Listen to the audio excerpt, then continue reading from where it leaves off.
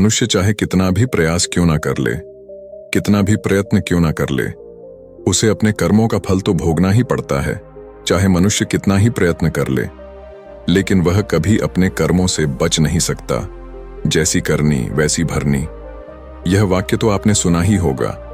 अर्थात जैसे आप कर्म करोगे वैसा ही आपको फल भी प्राप्त होगा। लेकिन मेरा एक प्रश्न है, क्या आप इस बात पर यकीन करते हैं कि जैसा आप कर्म करेंगे वैसा ही आपको फल भी मिलेगा? अब आप में से अधिकतर लोगों के मन में यह प्रश्न जरूर उठ रहा होगा, क्योंकि इसमें पूछने वाली बात क्या है? ये तो सत्य ही है कि जैसे हम कर्म करेंगे वैसा ही हमें फल भी मिलेगा। लेकिन एक बार के लिए आंखें बंद करके अपने आप से यह प्रश्न कीजिए, देखिएगा कि आपको इस प्रश्न का उत्तर स्पष्टता से नहीं मिल पाएगा। कहीं ना कहीं आपके मन में एक संशय जरूर होगा कि क्या यह बात सच है या झूठ। दोस्तों, आज इस कहानी से हम समझेंगे कर्मों का खेल। आखिर अच्छे कर्मों का फल अच्छा और बुरे कर्मों का फल बुरा कैसे होता है? बहुत समय पहले की बात है। किसी गांव में एक बहुत ही ज्ञानी पंडित रहता था। एक दिन वह अपने बचपन के दोस्त से मिलने के लिए दूसरे गांव में जा रहा था। उसका वह दोस्त बचपन से ही गूंगा और एक पैर से अपाहिज था। उस पंडित के गांव से उसके दोस्त का घर काफी दूर था। वहां जाने के लिए बीच बीच में कई सारे छोटे छोटे गांव पड़ते थे। पंडित रास्ते में अपनी धुन में चला जा रहा था। चलते चलते उसकी मुलाकात एक व्यक्ति से होती है। रास्ते में उसे एक आदमी मिलता है जो ऐसा लगता था कि वह किसी का इंतजार कर रहा था और वह भी पंडित के साथ चलने लगता है। उस आदमी को देखकर पंडित बहुत खुश हो जाता है। उसने सोचा, चलो अच्छा हुआ, साथ साथ चलने से उसका सफर आसानी से कट जाएगा। बात की शुरुआत करने के लिए उस पंडित ने उस व्यक्ति से उसका नाम पूछा तो उसने अपना नाम धर्मराज बताया। पंडित को यह नाम कुछ अजीब सा लगता है, लेकिन उसने नाम के विषय में कुछ और पूछना उचित नहीं समझा। दोनों धीरे धीरे साथ में चल रहे थे।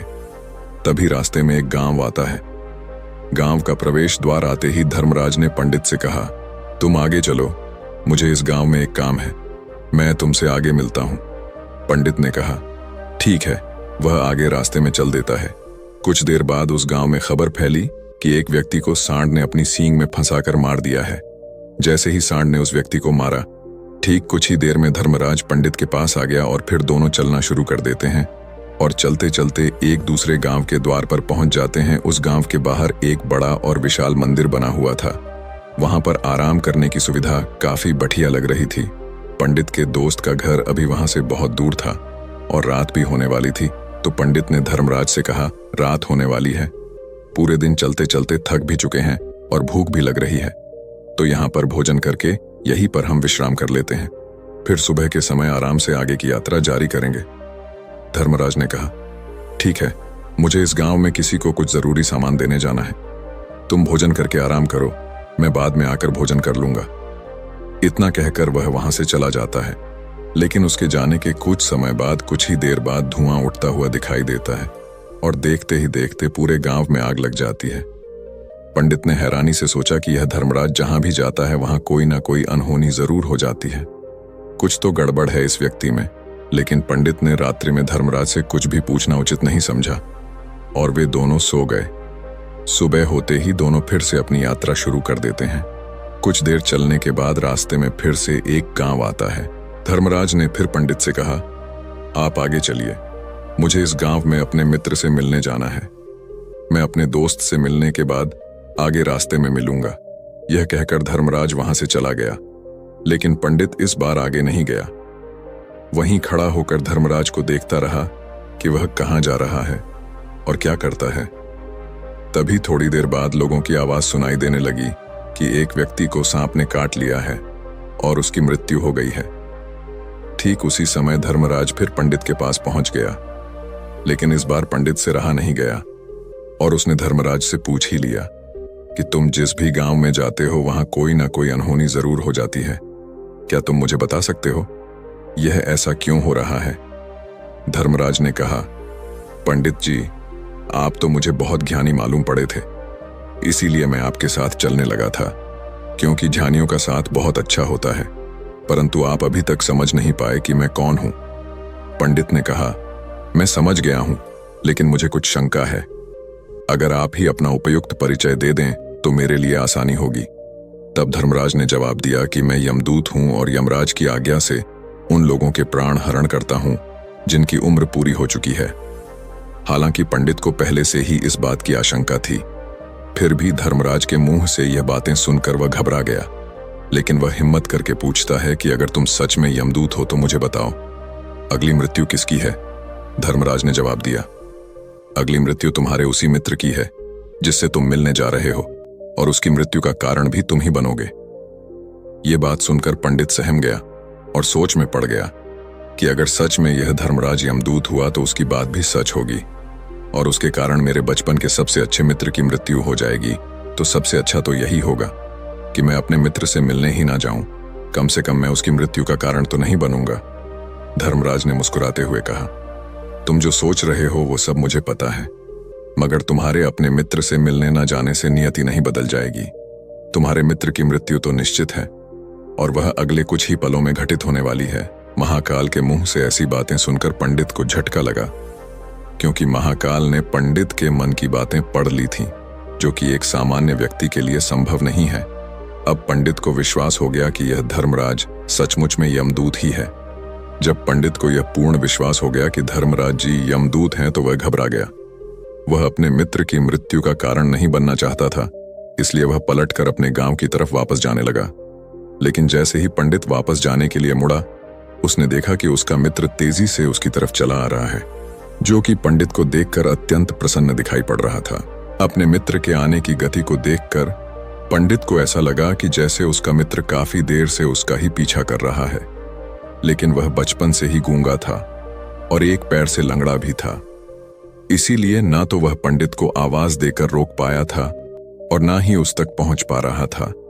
लेकिन जैसे ही वह पंडित के पास पहुंचा, अचानक ही जमीन पर गिर पड़ी और तुरंत ही उसकी मृत्यु हो गई। पंडित हक्का बक्का होकर धर्मराज की ओर देखने लगा, जैसे कि वह पूछना चाह रहा हो कि आखिर क्या हुआ। धर्मराज पंडित के मन में उठ रहे प्रश्नों को समझ गया और बोला, तुम्हारे मित्र ने पिछले गांव में ही तुम्हें देख लिया था और वे वहीं से ही तुम्हारा पीछा कर रहा था, लेकिन गूंगा और लंगड़ा होने की वजह से वह तुम तक नहीं पहुंच पाया।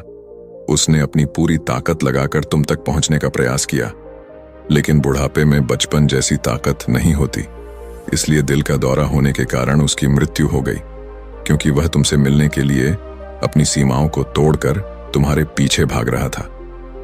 इसलिए अपने मित्र की मृत्यु का कारण भी तुम ही कहलाओगे।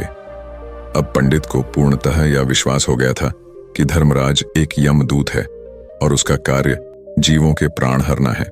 लेकिन पंडित एक ज्ञानी व्यक्ति था, वह यह भी जानता था कि मृत्यु पर किसी का वश नहीं है, सबको एक ना एक दिन मरना ही है। यही सोचकर उसने अपने आप को संभाल लिया। लेकिन अचानक ही पंडित के मन में अपनी मृत्यु के बारे में जानने की इच्छा हुई, इसलिए उसने धर्मराज से पूछा कि जब मृत्यु मेरे दोस्त की होनी थी तो तुम शुरू से ही मेरे साथ क्यों चल रहे थे?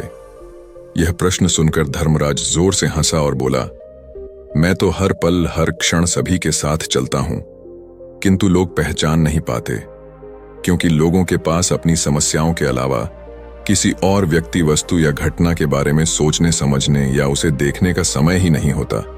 पंडित ने कहा, तो क्या तुम यह बता सकते हो कि मेरी मृत्यु कब, कहां और कैसे होगी? महाकाल ने कहा, हालांकि किसी भी सामान्य जीव के लिए अपनी मृत्यु के बारे में जानना ठीक नहीं है, क्योंकि कोई भी जीव हो या जानकर, वह अपनी मृत्यु के बारे में जानकर बहुत दुखी हो जाता है।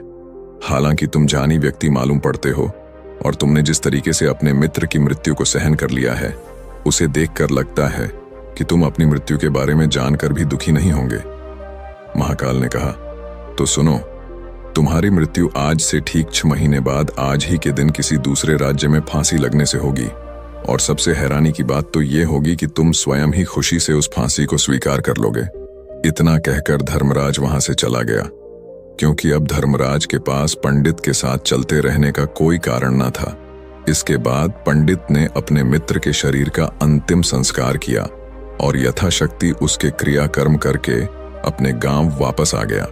लेकिन कोई व्यक्ति कितना भी ज्ञानी क्यों ना हो, अपनी मृत्यु के बारे में जानकर दुखी तो होता ही है और मृत्यु से बचने का कोई ना कोई उपाय भी खोजता है। तो पंडित ने भी वही किया, क्योंकि पंडित विद्वान था, इसलिए उसकी पहचान उस राज्य के राजा तक थी। पंडित ने सोचा कि राजा के पास तो कई सारे ज्ञानी मंत्री हैं, वह मेरी मृत्यु से संबंधित समस्या का कोई ना कोई समाधान निकाल ही लेंगे। पंडित यही सब सोचता हुआ राज दरबार में पहुंच जाता है और राजा से सारी घटना के बारे में बताता है। राजा ने अपने मंत्रियों को सारी समस्या बताई और उनसे सलाह मांगी। अंत में सभी ने विचार विमर्श करके कहा, अगर पंडित की बात सही है तो उसकी मृत्यु भी 6 महीने बाद ही होगी, लेकिन मृत्यु तो तब होगी जब वह किसी दूसरे राज्य में जाएगा। यदि वह किसी दूसरे राज्य में जाए ही ना तो मृत्यु ही नहीं होगी। मंत्रियों की यह सलाह राजा को भी सही लगी। इसके बाद पंडित के रहने की सारी व्यवस्था महल में ही कर दी गई और राजा के आदेश के बिना उस पंडित से किसी को भी नहीं मिलने दिया जाता था। लेकिन पंडित कहीं भी आ जा सकता था, ताकि पंडित को यह न लगे कि वह राजा की कैद में है। परंतु पंडित डर के मारे स्वयं ही कहीं आता जाता नहीं था। धीरे धीरे महीने गुजरते गए और पंडित की मृत्यु का समय नजदीक आने लगा और अंततः वह भी दिन आ गया जिस दिन पंडित की मृत्यु होनी थी।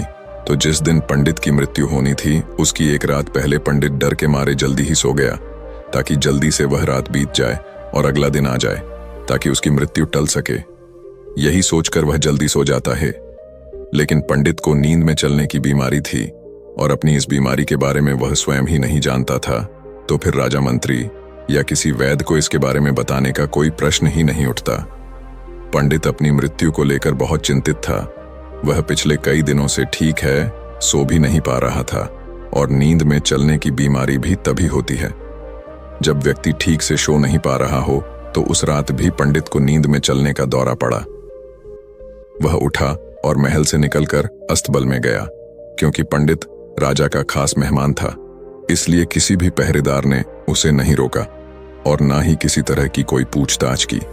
अस्तबल में पहुंचकर वह सबसे तेज चलने वाले घोड़े की पीठ पर सवार होकर नींद में ही अपने राज्य की सीमा से बाहर दूसरे पड़ोसी राज्य में चला गया। इतना ही नहीं, वह दूसरे राज्य के राजा के महल में पहुंच गया। उस महल के पहरेदार ने भी उसे नहीं रोका और ना ही कोई पूछताछ की। सभी लोग रात्रि का अंतिम प्रहार होने के कारण गहरी नींद में थे।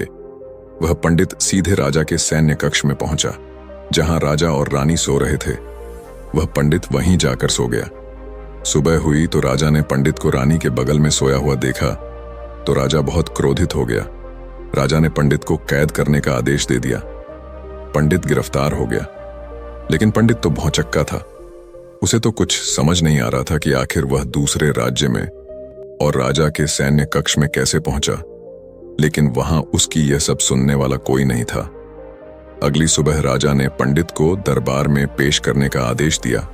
कुछ देर बाद उस पंडित को दरबार में लाया गया। पंडित को देखते ही राजा इतना बबूला हो गया कि उसे फांसी पर चढ़ा देने का हुक्म सुना दिया। फांसी की सजा सुनकर पंडित कांप गया, लेकिन फिर भी थोड़ी सी हिम्मत जुटाकर राजा से बोला, महाराज, मैं नहीं जानता कि मैं राजमहल तक कैसे पहुंचा। मैं यह भी नहीं जानता हूं कि आपके सैन्य कक्ष तक मैं कैसे आया और आपके महल के किसी पहरेदार या सैनिक ने मुझे रोका क्यों नहीं। लेकिन मैं इतना जरूर जानता हूं कि आज मेरी मृत्यु होनी थी और वो होनी भी जा रही है। राजा को यह बात थोड़ी अजीब लगी। उसने पंडित से पूछा, तुम्हें कैसे पता कि आज तुम्हारी मृत्यु होनी है?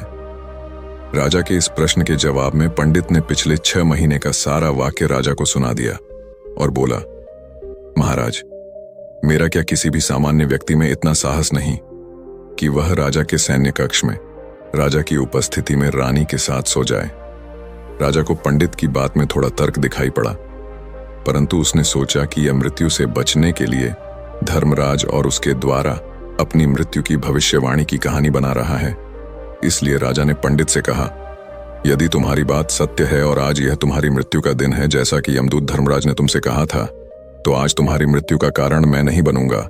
लेकिन यदि तुम्हारी बात झूठी निकली तो निश्चित ही आज तुम्हारी मृत्यु का दिन होगा ना, क्योंकि जिस राज्य से पंडित आया था उस राज्य का राजा इस राजा का मित्र था।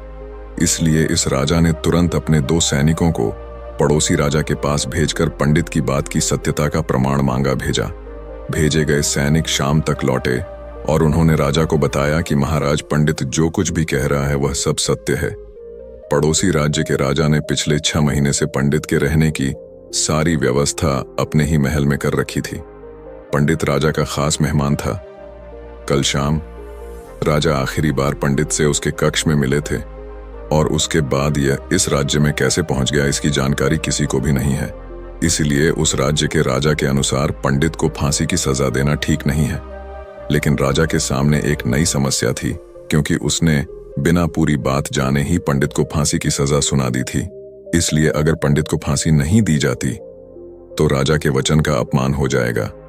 लेकिन अगर राजा की बात का मान रखा जाए तो बेवजह ही एक निर्दोष व्यक्ति की मौत हो जाएगी। राजा ने अपने सभी मंत्रियों से इस बारे में सुझाव मांगा तो मंत्रियों ने राजा को सुझाव दिया कि महाराज, पंडित को एक कच्चे सूत के धागे से फांसी लगवा दी जाए। इससे आपके कथन का भी मान रह जाएगा और कच्चे सूत के धागे से पंडित को फांसी भी नहीं लगेगी और उसके प्राण भी बच जाएंगे। राजा को मंत्रियों का यह सुझाव पसंद आया और उसने ऐसा ही करने का आदेश दे दिया। पंडित के लिए कच्चे सूत के धागे से फांसी का फंदा बनाया गया और नियम के अनुसार पंडित को फांसी पर चढ़ाया जाने लगा। सभी लोग बहुत खुश थे कि ना तो पंडित मरेगा और ना ही राजा का वचन खाली जाएगा। पंडित को भी पूर्ण विश्वास था ये सूद के धागे से तो उसकी मृत्यु हो ही नहीं सकती। पंडित उस पर चढ़ने के लिए तैयार हो गया, जैसा कि धर्मराज ने भविष्यवाणी की थी कि तुम खुद ही अपनी फांसी को स्वीकार करोगे। लेकिन जैसे ही पंडित को फांसी दी गई, सूद का धागा तो टूट गया, लेकिन टूटने से पहले उसने अपना काम कर दिया था। पंडित के गले की एक नस सूद के धागे के झटके से कट चुकी थी और पंडित जमीन पर पड़ा तड़प रहा था। उस पल उसके गले से खून की फुहार निकल रही थी और देखते ही देखते पंडित का शरीर पूरी तरह से शांत हो गया। सभी लोग आश्चर्यचकित थे और पंडित को मरता हुआ देख रहे थे। किसी को विश्वास नहीं हो रहा था कि कच्चे सूत के धागे से भी किसी इंसान की मृत्यु हो सकती है। लेकिन घटना तो घट चुकी थी। नियति ने अपना काम कर दिया था और धर्मराज की भविष्यवाणी सच हो चुकी थी। दोस्तों, श्रीमद् भागवत गीता में भगवान श्री कृष्ण ने कहा है, जो होना होता है वह होकर ही रहता है। हम चाहे कितनी ही सावधानी बरते, कितना ही उपाय कर लें, लेकिन घटना और घटना की पूरी प्रणाली पहले से ही तय होती है, जिसे हम थोड़ा सा भी इधर उधर नहीं कर सकते हैं। दोस्तों, शायद इसीलिए ईश्वर ने हमें भविष्य जानने की क्षमता नहीं दी है, ताकि हम अपने जीवन को ज्यादा बेहतर तरीके से जी सके। और यही बात उस पंडित पर भी लागू होती है। अगर पंडित ने महाकाल से अपनी मृत्यु के बारे में ना पूछा होता तो 6 महीने तक राजा के महल में कैद रहकर डर डर कर जीने की बजाय ज्यादा बेहतर जीवन जीता। दोस्तों, आपने आज के इस वीडियो से क्या सीखा वह मुझे आप कमेंट में बता सकते हैं। इसी के साथ में उम्मीद है कि आपको आज की वीडियो पसंद आई होगी, तो इस वीडियो को उस इंसान को शेयर करें जिससे यह कहानी सुनने की जरूरत है और उसी के ठीक बाद चैनल को सब्सक्राइब करें। तो चलिए फिर मिलते हैं ऐसी एक और नई वीडियो में एक नए मैसेज के साथ। तब तक के लिए अपना ख्याल रखें। धन्यवाद और नमो बुद्धाय।